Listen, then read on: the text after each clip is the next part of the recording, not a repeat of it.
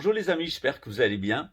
Je suis Pascal Trefangui, la Macunzang. On est à Rio de Janeiro, au Brésil, dans le quartier de Recreio dos Bandeirantes. C'est tout à fait au sud-ouest de la ville, dans la réserve naturelle entre la réserve naturelle de Grumari et la réserve naturelle de Barra da Tijuca. C'est un des plus beaux espaces protégés du Brésil. Et c'est très rare aux portes d'une grande ville. Voilà. Donc, je vous annonce la suite de nos aventures avec les Indiens Patachos. Vous savez qu'actuellement, la communauté indigène est en émoi au Brésil, puisque le président Jair Bolsonaro, qui marche main dans la main avec Vladimir Poutine et les Émirats arabes unis, a décidé qu'il allait créer une crise politique autour de la question indigène. En réalité, la question indigène, elle est réglée par la constitution brésilienne, c'est-à-dire que les indigènes ont le droit de revendiquer leur terre natale, de s'y installer, d'exploiter le sous-sol et l'espace aérien et ce qui pousse euh, sur la terre à cet endroit-là. Évidemment, les indigènes, quelquefois, donnent les réserves indigènes donnent des permis d'exploitation, mais il faut les payer parce que c'est des biens qui leur appartiennent. Je pense que ce peuple-là a été assez dépossédé de son pays pour que les multinationales richissimes puissent eh bien, leur payer le prix du marché au moins, ou à défaut d'un juste prix, leurs propres biens. Voilà, donc on a une fausse crise politique qui est créée. Il se peut que dans les jours à venir, je sois à Brasilia avec les indigènes pour manifester, pour mettre la pression au gouvernement Bolsonaro. C'est pas question d'entraîner sa chute, mais bon, c'est un gouvernement qui est absolument pourri et corrompu, avec derrière le narcotrafic, les mouvements nazis comme Podemos, des corrompus à l'intérieur des institutions judiciaires. C'est vraiment la gangrène principale, la colonne vertébrale de la gangrène du Brésil. C'est fédéré autour de Jair Bolsonaro, qui a d'ailleurs trahi son électorat, puisque l'économie s'est effondrée, le prix de l'essence a été multiplié par deux. Il y a eu 900 000 morts dans le cas de l'épidémie de Covid-19.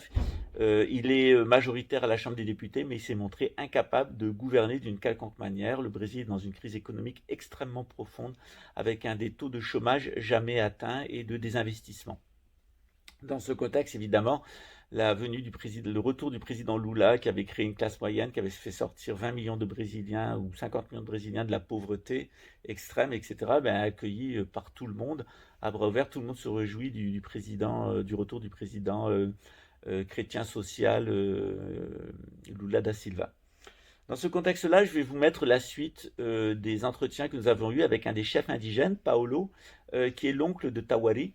Et puis, on va continuer sur cette question indigène à vous expliquer quelle est la situation ici des indigènes de Brésil. Pourquoi, eh bien, ils ont le sentiment d'avoir été envahis et dépossédés, et pourquoi ils ont un lourd passif avec les Afro-brésiliens, qui soit se comportent comme des petits maîtres blancs, soit ne sont pas véritablement réussis à s'intégrer dans le cadre de la culture indigène. Voilà, donc on va essayer de vous donner un panorama d'ensemble. Le Brésil, c'est une civilisation en cours. Et évidemment que les Blancs, les Noirs et les indigènes du Brésil vont se fondre, hein, en un seul peuple au fur et à mesure que la civilisation brésilienne se construit. Mais elle se construit aussi avec des difficultés, des handicaps. Mais aussi, c'est aussi un grand plaisir d'être ici parce qu'on voit une synarchie en train de se construire. Le Brésil est sorti de la tyrannie coloniale, il a été ensuite une grande démocratie sur le modèle américain, puis c'est une oligarchie financière qui a pris le pouvoir et qui a imposé la dictature militaire.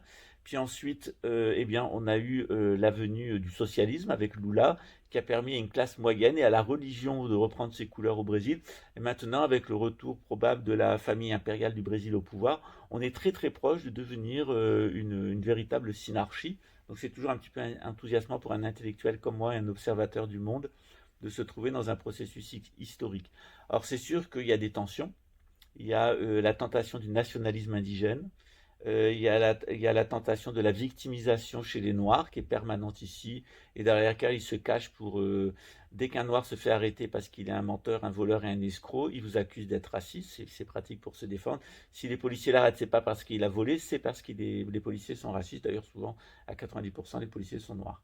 Et puis, on a aussi ici chez les Blancs une certaine crispation, de vouloir s'enfermer dans des copropriétés de riches et de préparer pour certains l'opération Caravelle, c'est-à-dire le retour en Europe ou le départ vers les États-Unis, parce que la société brésilienne dans son ensemble, elle n'accepte plus d'avoir des si grosses poches de richesse, des si grosses poches de pauvreté, et puis une culture brésilienne qui se fait dans la rue. Parce qu'il y a beaucoup de familles où on est noir, on est indigène, on est blanc, ça se passe bien, on s'aime, on construit le Brésil du futur et on se sent brésilien. On sent appartenir à une patrie qui est le Brésil, à une civilisation en cours qui est la civilisation brésilienne. Alors c'est un processus intéressant et je vous avais montré le point de vue de Tawari et de sa femme Azucena, Chichek. Et maintenant, eh bien, on va voir eh bien, le point de vue d'un ancien qui, lui, a vécu la dictature militaire, l'empoisonnement, les règlements de compte, la déportation, les assassinats, la violence, et puis la trahison aussi, quelquefois, des institutions indigènes dont les dirigeants se sont laissés corrompre par le petit pouvoir de l'argent, le petit pouvoir blanc principalement, qui a beaucoup souffert de voir leur leader se faire assassiner et les enfants des gens qui les ont assassinés être maintenant au pouvoir à Brasilia. Donc il y a une confrontation qui est en route. Je pense qu'elle est pour le meilleur. Comme je vous l'ai dit, il y a l'extrême droite nationaliste, en particulier une personne ici au sein du pouvoir judiciaire, et puis une personne, un politique brésilien lié au milieu spirit qui sont impliqués avec le parti Podemos dans la préparation d'un attentat terroriste false flag à Sao Paulo pour faire pencher, pour faire croire aux Brésiliens que Lula et les indigènes seraient un danger. Évidemment, les États-Unis par la voix de Joe Biden, ont dit qu'ils n'accepteraient pas un coup d'État militaire et l'installation d'une dictature militaire au Brésil. On remercie les États-Unis d'ailleurs pour leur soutien. Il est clair que si le Brésil passait dans le camp de la Russie, il n'est pas exclu qu'il y ait une frappe nucléaire sur Sao Paulo pour dissuader les Brésiliens de rentrer dans la filière de la folie poutinienne. Voilà. Sur ce, ben, je vous souhaite le meilleur pour la suite. Je vous mets quelques extraits à la suite et puis on se retrouve bientôt. Ciao.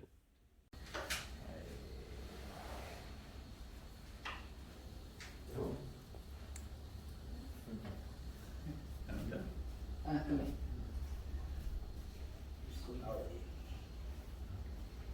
Tenta jogar mais pra cá. Aí tá bom. Isso.